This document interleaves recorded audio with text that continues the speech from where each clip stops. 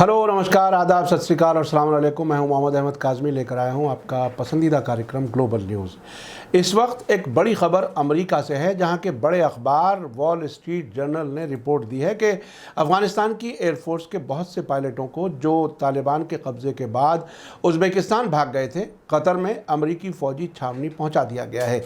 इस अखबार ने जानकार सोर्सेज के हवाले से बताया है कि अमेरिका और उज़्बेकिस्तान के बीच अफ़गानिस्तान की एयरफोर्स के भगोड़े पायलटों को पहुंचाने के लिए समझौता हुआ है। इस सिलसिले में वॉल स्ट्रीट जर्नल ने सैटरडे को अपनी रिपोर्ट में कहा था कि अफगान पायलटों की एक टीम पिछले हफ्ते के दौरान उज़्बेकिस्तान से दोहा में मौजूद अमरीकी छावनी पहुंचा दी जाएगी। इस अखबार ने जानकार सोर्स के हवाले से बताया था कि अमेरिका और उज़्बेकिस्तान के बीच अफगानिस्तान की एयरफोर्स के भगोड़े पायलटों को पहुंचाने के लिए समझौता हुआ है। इस सिलसिले में वॉल स्ट्रीट जर्नल ने सैटरडे को अपनी रिपोर्ट में कहा था कि अफगान पायलटों की एक टीम पिछले हफ्ते के दौरान उज़्बेकिस्तान से दोहा में मौजूद अमरीकी छावनी पहुंचा दी जाएगी। अफगान एयरफोर्स के पायलटों को दोहा पहुंचाए जाने से महसूस हो रहा है कि अमेरिका ने किसी नई साजिश पर काम शुरू कर दिया है।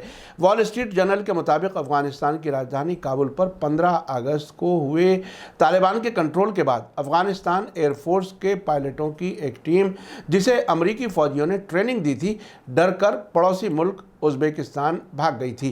काबुल पर कब्जे के बाद तालिबान ने फॉर्मर प्रेसिडेंट अशरफ गनी की सरकार में काम करने वाले अफसरों और फौजियों के लिए आम माफ़ी का ऐलान किया था, लेकिन फिर भी ये पायलट अपनी जान का ख़तरा समझते हुए अफ़गानिस्तान वापस नहीं लौटना चाहते।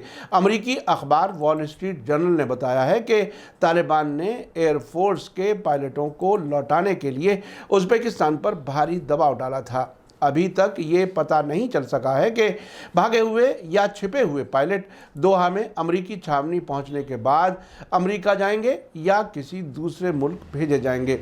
इस अमरीकी अखबार की रिपोर्ट के मुताबिक कुल मिलाकर 585 लोग 46 जहाज़ों के साथ, जिनमें पायलट, को पायलट, क्रू मेंबर्स और उनके कुनबों के मेंबर हैं, अफगानिस्तान से भागकर उज़्बेकिस्तान चले गए थे।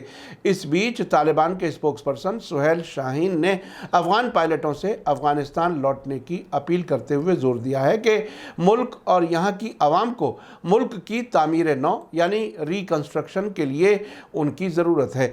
29 अगस्त को अफगानिस्तान के बॉर्डर के नज़दीक मौजूद उज़्बेकिस्तान की एक फ़ौजी छावनी की सैटेलाइट तस्वीर जारी हुई थी, जिसमें बताया गया था कि अफगानिस्तान से भागने वाले पायलट और उनके साथी इसी जगह पर मौजूद हैं।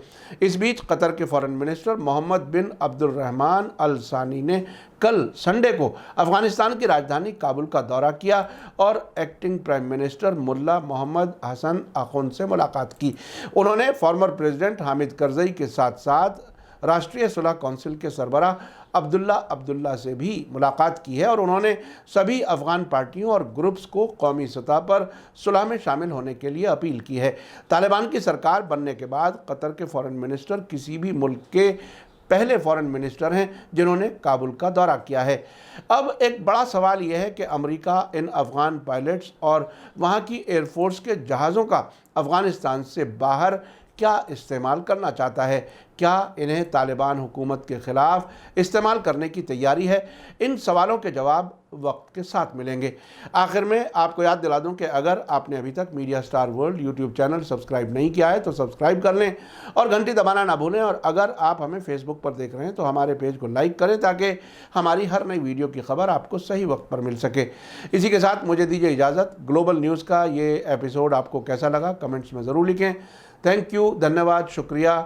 जय भारत, जय हिंद। मीडिया स्टार वर्ल्ड के और वीडियो देखने के लिए हमारे चैनल को सब्सक्राइब करें और सीधे नोटिफिकेशन पाने के लिए बेल आइकन दबाएं। और अगर हमारी खबर सच्ची और अच्छी लगे तो अपने व्हाट्सएप, इंस्टाग्राम, फेसबुक और ट्विटर अकाउंट पर ज़रूर शेयर करें।